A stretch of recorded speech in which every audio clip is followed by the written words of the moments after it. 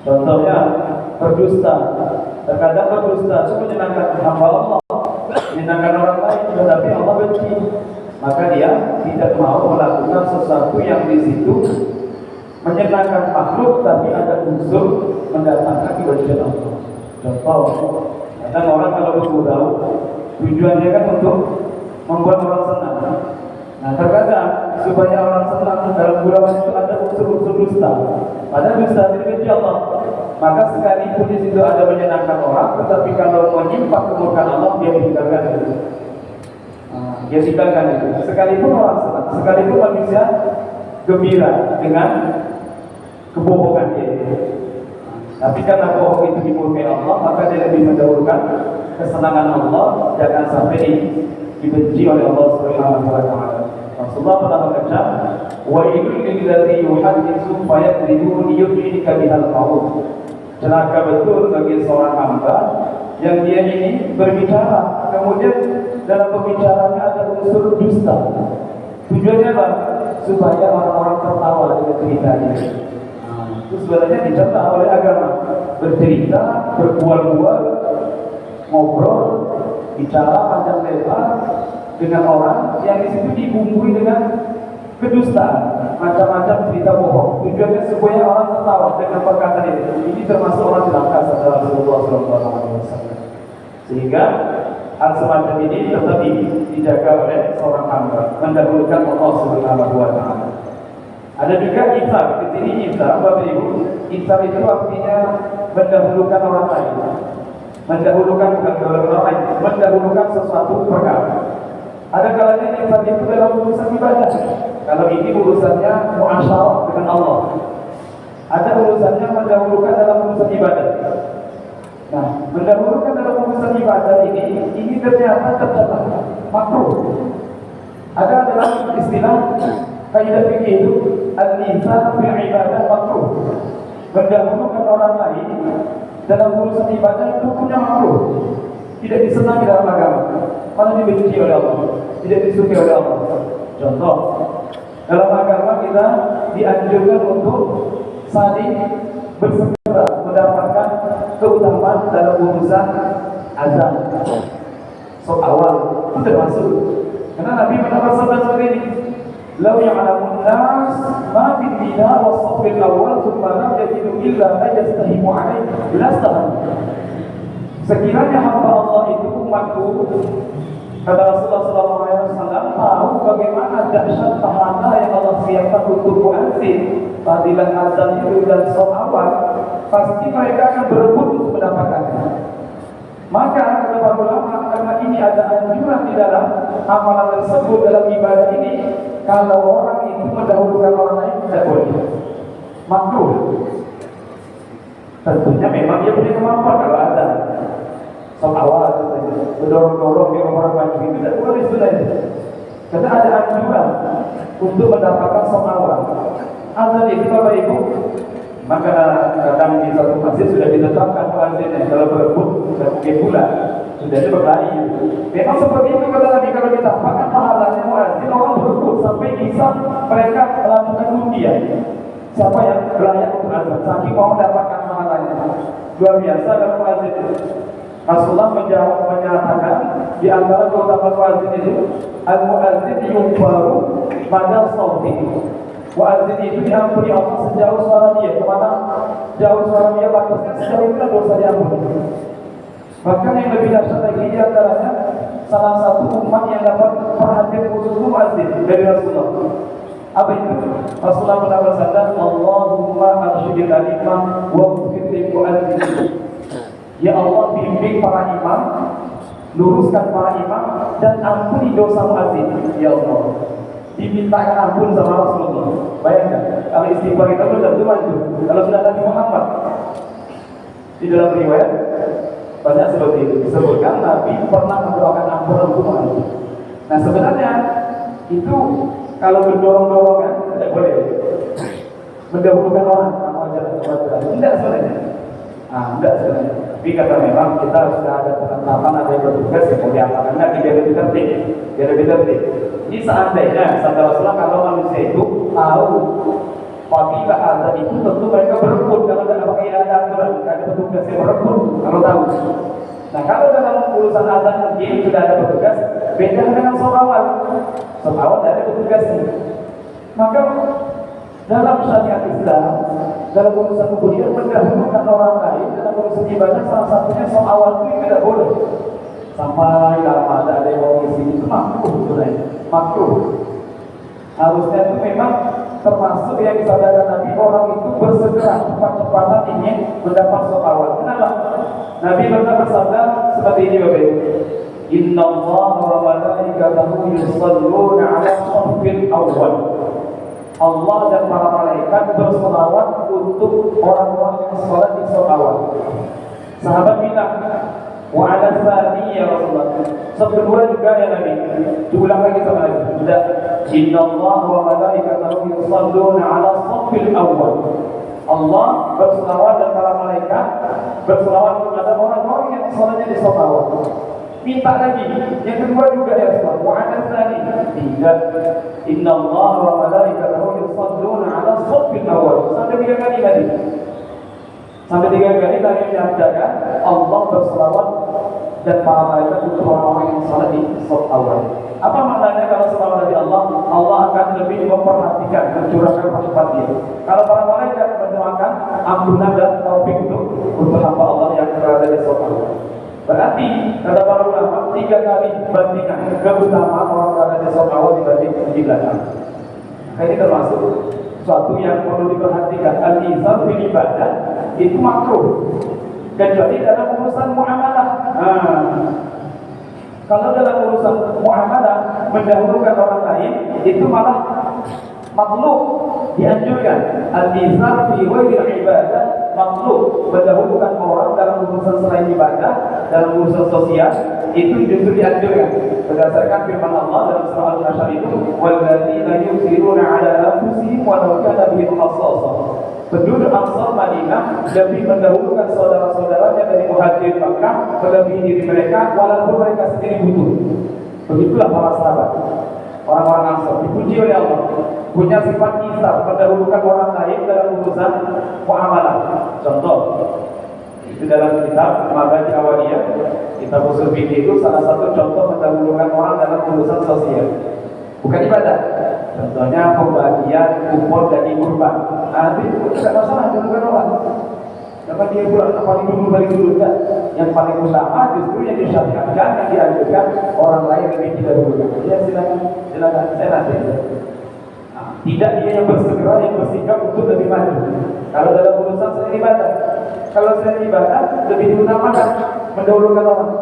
Tapi kalau ibadah tidak boleh. Kalau ibadah tidak boleh. Kamu aja lah. Kalau urusan ibadah tidak boleh. Tapi kalau urusan selain ibadah, urusan muamalah itu bahkan dianjurkan. Ada makanan enak, sama-sama pengen, maka dianjurkan kamu aja lah dulu. Saya nanti. Nah itu mulia lah, dianjurkan. Bukan malah dia, wah ini saya yang harus duluan. Itu malah dianjurkan dalam urusan selain ibadah. Tapi kalau ibadah tidak boleh. Kamu aja lah, saya nanti aja. Seakan-akan dia tidak butuh dengan pahala lain. Kesannya begitu. Kalau mendahulukan orang, mendahulukan dalam urusan ibadah, kesannya dia tidak hidup butuh dengan pahala. Contoh tadi muadzin itu kan dapat doa dari Nabi itu. Seakan-akan kalau dia punya kemampuan, mungkin di tempat lain lah yang tidak ada peraturan ada petugasnya. Seakan-akan dia tidak mau dapat doa dari Nabi. Seakan-akan itu kesannya. Memang di tempat itu, di masjid itu tidak ditentukan petugasnya.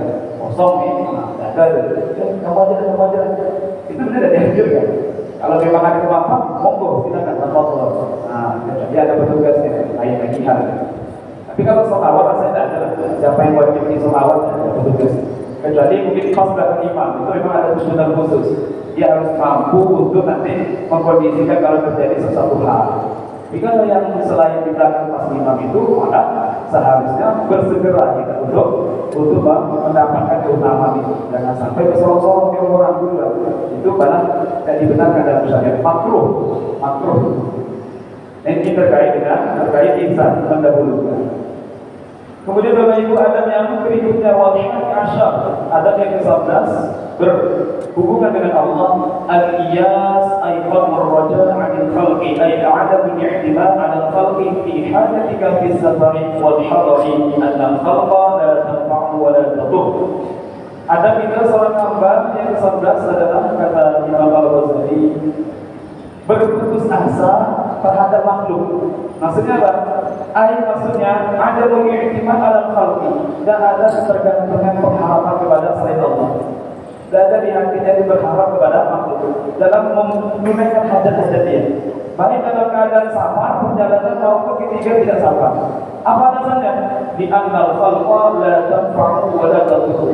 Karena hamba Allah ciptanya sama-sama makhluk, tidak bisa mendatangkan manfaat dan tidak bisa menolak bahaya.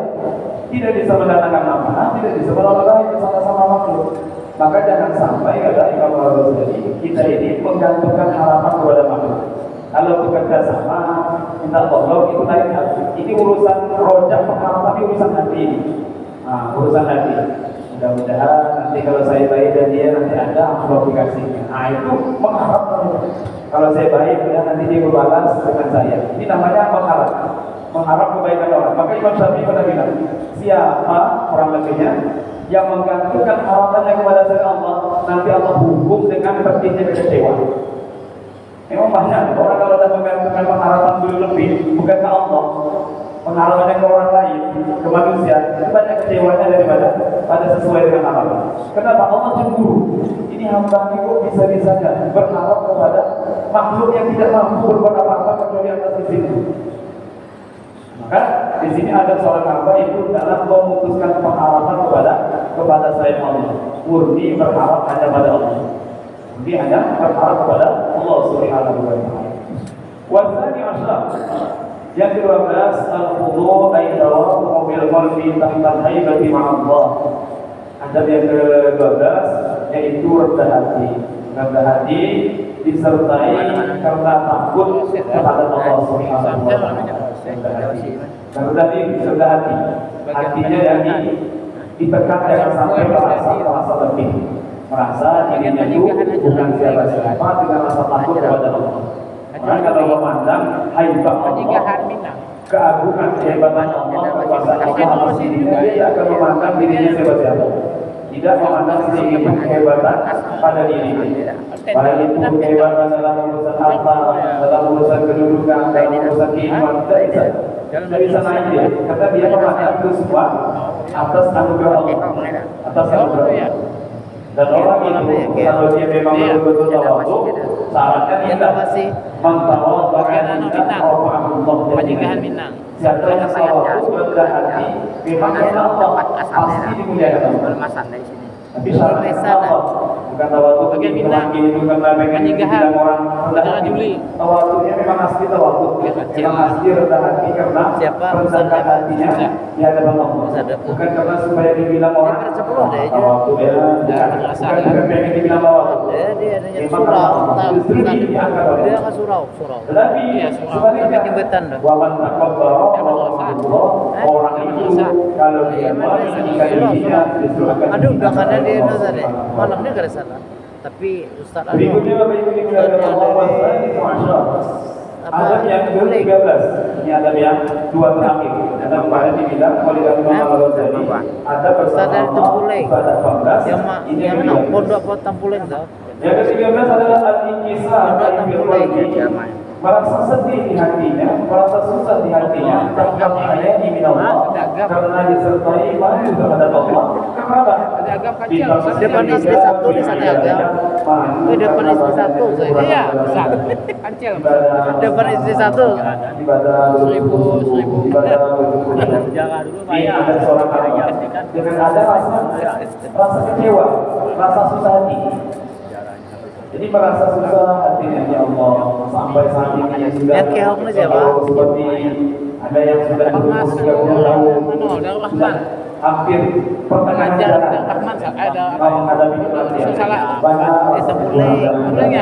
belum sungguh-sungguh ibadah Allah. Rasa susah di hati orang itu Bapak Ibu kalau hatinya masih ada rasa susah Tapi yang di madrasah ada 5 paket. Iya, amal yang Madrasah itu ada tanda tahu lah madrasah Jog gitu.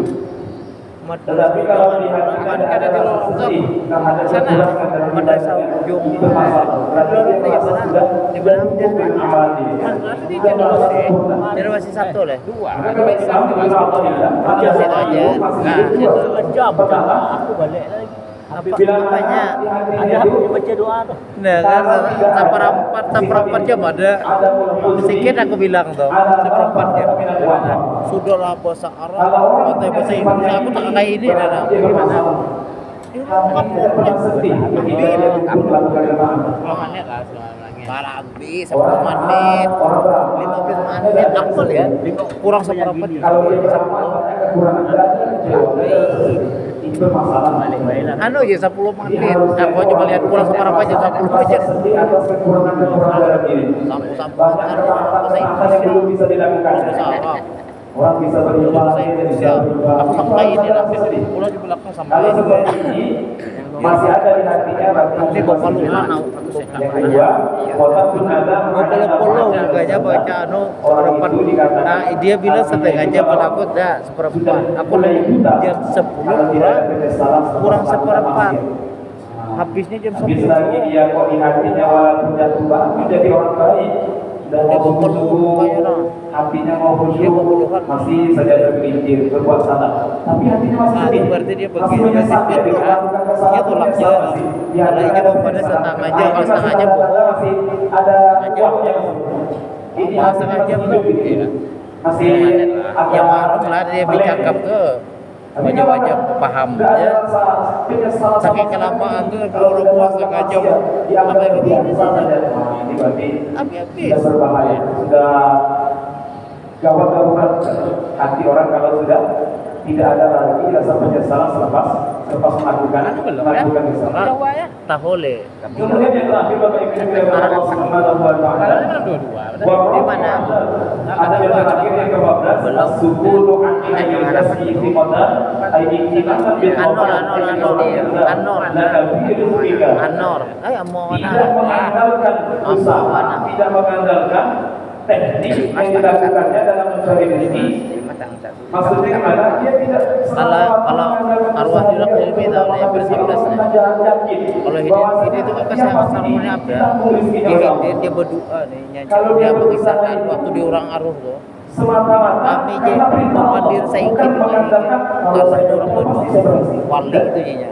Kalau saya wali wali saya yang di Jawa Timur di Madinah aja dia. bekerja tapi hatinya tetap yakin bahwa Kami jadi pemandir menyanyikan saya dalam urusan rezeki, dalam kalau urusan sini makan dia panjang. dalam rezeki yang Sebayang sudah alakan kita sebayang bayar. panjang. Kenapa? Ah, tidak ada Berdasarkan firman Allah, wa ma min dabbatin fil ardi illa 'ala Allahi rizquha, dan tidak ada hewan melata pun di muka bumi ini melainkan Allah pasti menjamin Oh, rezeki. mana bagi? Aku sini. Itu sudah pasti. Kalau Dengan keyakinan ayat ini maka dia tidak mengandalkan semata-mata dengan usaha yang dilakukan, dengan trik-trik, dengan cara-cara yang dikerjakan untuk mendapatkan rezeki itu dari semata-mata dari situ hatinya. Kita yakin Allah tidak mungkin tidak memberi rezeki. Tapi tak ada yang tak makan ya kalau boleh Nabi ini setahu pula tak ada yang tak makan paling minimal kue. Gimana itu dan bertawakal atas nama Allah Subhanahu wa taala. Sebab banyak pergi ini ada je kok. Yaitu di samping dia tidak mengandalkan usahanya, Terbawa yakin kubus dengan mampu janji sabut, Allah, terbawa dengan akak, tanggungan Allah, kemudian dia masa bertawakal warung. bersandar atas anugerah Allah Subhanahu wa taala. Karena bersandar ma'rifatan bi husnil ikhtiyar, karena mengetahui pilihan Terbawa Allah makan kue itu bawa akak. Aduh hat aku lapar. Masa bawa ke Jadi warung. bertawakal atas anugerah Allah karena mengetahui bahwasanya Allah lebih tahu yang terbaik untuk dia. Kalau dia kerja dapat segini, itulah kadar yang memang yang terbaik menurut Allah. Dia yakin itu yang terbaik. Kalau dia kerja dapat banyak, dia husnuzon. Ini adalah ketetapan pilihan Allah yang terbaik untuk saya. Banyak dikitnya itu dia husnuzon dengan Allah. Dia merasa semua yang ditetapkan untuk dia berhasil atau tidak semata-mata inilah yang terbaik. Itu sikap hati seorang hamba bertawakal kepada Allah Subhanahu wa taala. Kenapa? Fa Allah Ta'ala wal mutabbiru li'abdihi, karena Allah lah yang mengatur segala-galanya terhadap hamba-hambanya. Jadi pasrah dalam segala keadaan yang Allah tetapkan. Madrasah tuh kuburan Cina tuh ada tuh kuburan Cina. Ada sama madrasah itu. Tapi kan lain aku tahu madrasah. Apa itu meyakini Di Balikpapan Bolongan loh ada longsor. adalah yang Kan di Kalimantan atau Allah dalam setiap keadaan dia. Diberi rezeki banyak atau mungkin dia tidak mudah baik. Ya Balikpapan. berkecil hati, bersusah hati. Gang madrasah itu Balikpapan. Karena pun itu pernah longsor tapi itu dibikin oleh jembatan, tapi jembatan langsung aja. Yang terbaik. Masuk ke situ tuh ada. Walaupun mungkin tidak cocok dengan hati, walaupun mungkin belum cocok dengan perasaannya, tapi perasaannya yakin tidak mungkin Allah menetapkan ini kepada saya. Agak gerimis juga nih. Panitia kata anak Buya Maki. Yakini semua yang ditetapkan Allah Panitianya itu jadi kan tidak kata Jadi, hari ini gerimis deh. bagaimana saya sering cerita, ada cerita raja muslim dulu, raja muslim yang dia ini punya wazir itu penasehat. Penasehatnya punya prinsip al-khairu fi ma waqa'a. Apa yang terjadi, apa yang ditetapkan Allah untuk saya itu yang terbaik. Prinsip. Pokoknya seperti apapun yang Allah berikan kepada saya, itulah yang paling terbaik. Itu ketika pada itu satu hari tangannya putus. Tangannya putus, dipanggil penasehat. Penasehat dulu, ini tanganku putus. Aku kecewa. Aku bersusah hati, aku kecewa dengan putusan Allah ini. Kenapa? Manu seorang raja masa tangannya putus. Cacat. Menurutmu gimana? Kira-kira apakah tangan saya putus ini terbaik? Menurutmu? Maka dia bilang, wahai raja, al-khairu fi ma waqa'a. Apa yang terjadi itu yang terbaik. Kamu bilang ini terbaik, putusan ini terbaik. Benar berkata. Maka dia bilang kurang ajar, masuk penjara. Masuk penjara. Akhirnya dimasukkan penasehat ini dalam penjara. Masukkan dalam penjara. Maka satu hari raja ini dia berburu ke hutan dengan pasukan prajuritnya. Pergi masuk hutan berburu, dia sendiri terpisah di rombongan karena kejar kemudian. Ternyata sendiri masuk ke pedalaman. Satu kampung, ternyata di situ ada suku pedalaman yang mereka ini menyembah berhala. Melihat raja masuk sendirian, ada orang asing langsung ditangkap. Langsung ditangkap bersorak-sorak, mereka mengatakan kita hari ini mendapatkan tumbang. Ada korban yang bisa kita persembahkan untuk berhala kita yang sudah lama tidak dipersembahkan. Bayangkan, raja itu maka ketika sudah dibawa ke kampung, di kepala sukunya itu menghadap dalam dari mana kalian dapat itu? Jadi kami temui orang ini masuk ke dalam kampung kita. Maka kata kepala sukunya baik. Jadi kita akan mempersembahkan orang ini untuk Tuhan kita, berhala kita. Hanya saja, ini pula hanya saja di pelajaran penting untuk orang Islam. Orang yang non muslim ini, kampung yang dia sini penduduknya penyembah berhala, mengatakan hanya saja kalau mau persembahkan sesuatu untuk Tuhan itu harus istimewa, harus barang yang bagus, tidak boleh sembarangan. Namanya persembahan. Bayangkan, orang kafir saja mikirnya gitu. Orang non muslim penyembah berhala mikirnya mempersembahkan sesuatu untuk Tuhannya, cari sesuatu yang paling istimewa. Jangan ada cacat, barangnya tidak boleh rusak. Di kita juga begitu kata Sayyidina Ali, "Qulu bi qabulil amal ahabba min bil amal." Jadilah engkau salat hamba Allah itu yang memprioritaskan diterimanya amal, bukan hanya sekedar badan, tapi bagaimana membentuk kualitas amal itu sendiri. Sebagaimana cerita Habib dan Qabil disuruh berkorban, tapi yang satunya diterima, satunya ditolak. Yang satunya Habib diterima, yang satunya Qabil ditolak. Padahal sama-sama ibadah kurban. Kenapa? Karena di situ beda kualitas. Si Habib mengorbankan sesuatu yang terbaik, sedangkan Qabil mengorbankan juga, tapi yang tidak terbaik. Satunya diterima, satunya ditolak. Jadi jangan hanya kata para ulama memandang yang penting beramal, jangan seperti itu. Bagaimana kualitas targetnya itu diterima amal dengan meningkatkan mutu amal itu sendiri. Nah, maka si kepala suku ini bilang seperti itu, kita harus cek dulu ini yang mau dikurbankan untuk Tuhan kita ini barang bagus apa tidak, dicek. Ketika dicek Bapak Ibu, ya Allah, pasti bagian kepala rambut bagus, hidung bagus, pundak bahu bagus. Giliran pas dia tangannya ternyata putus. Maka kata raja kepala suku ini bilang, waduh, ini cacat ini, tangannya putus. Barang seperti ini tidak boleh dipersembahkan untuk sesajen untuk berhala kita, untuk sesembahan berhala kita tidak bagus, tidak boleh. Ini cacat, tangannya putus jadinya ini, sudah tidak boleh, lepaskan saja, tidak boleh barang seperti ini untuk dikurbankan. Maka raja dari Bapak Ibu, ya Allah, saking senangnya itu langsung lari sejadi-jadinya pergi masuk istana langsung sujud syukur. Sujud syukur betul-betul menyadari apa yang dikatakan penasihat kemarin itu ternyata benar 100%. Ternyata apa yang terjadi pada kita itu yang terbaik. Dulu dia kira itu sebuah kekecewaan bagi dia. Ternyata dengan putus tangannya itulah menjadikan sebab dia selamat dari musibah yang besar sebagai sembahan berhala. Maka bersyukur betul dia. Alhamdulillah putus tangan. Coba dah putus kemarin. Kalau dah putus mungkin sudah selesai lewat. Jadi korban untuk penyembelihan. Maka dipanggilnya penasehatnya itu. Coba panggilkan penasehat itu. Saya merasa bersalah.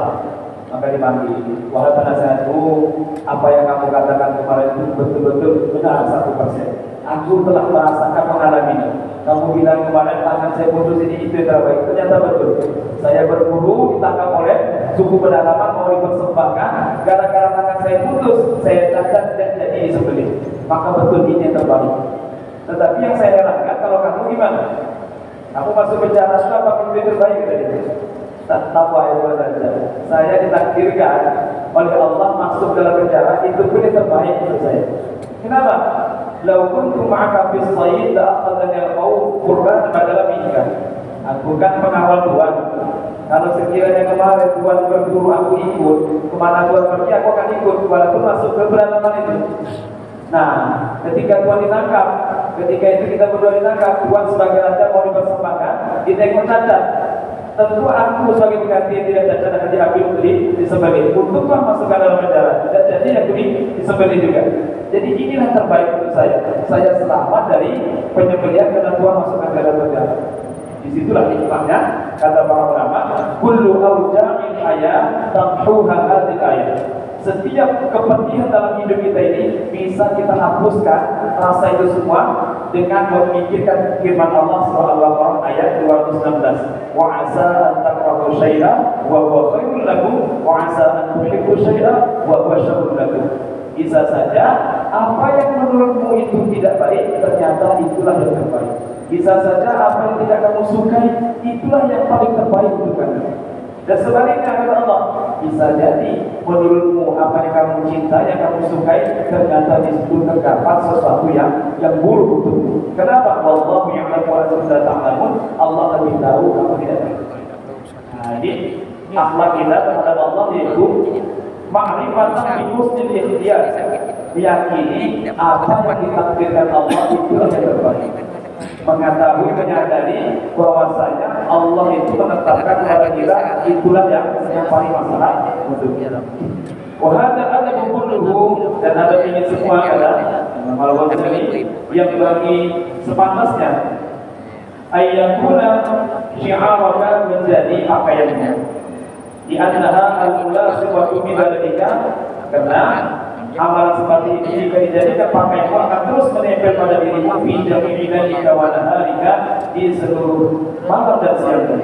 Wa innaha, karena sesungguhnya ada yang 14 kemarin sudah disebutkan itu sampai dari 1 sampai 14 itu semua adalah beliau al-sunnati ma'as-sahihin, ada anak berteman sahabat bersama seorang la yufariquka, yang tidak mungkin pernah memisahkan dirinya kepada itulah yang ada kepada Allah yang merupakan zat yang tidak pernah berpisah. Wal khalqu, sedangkan makhluk kulluhu semuanya yubarikuna fi ba'di awqati, terkadang akan meninggalkan engkau di beberapa waktu. Di sebagian waktu terkadang berpisah kita tinggalkan kita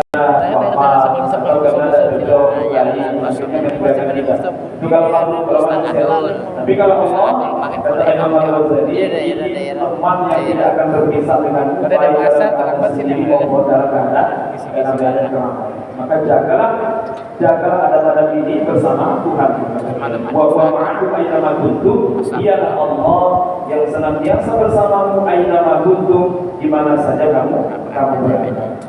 Bapak Ibu dirahmati Allah Subhanahu wa taala, inilah 14 daripada adat-adat yang disebutkan masih kita simpulkan. Pertama, ini ketika dalam adat sendiri kita pandangan, kemudian kedua perhatian, ketiga banyak diam, yang keempat menenangkan anggota tubuh ketika lagi dalam keadaan habis jam 13 yang kelima menyegerakan perintah Allah, yang keenam meninggalkan larangan Allah, sudah Jumat.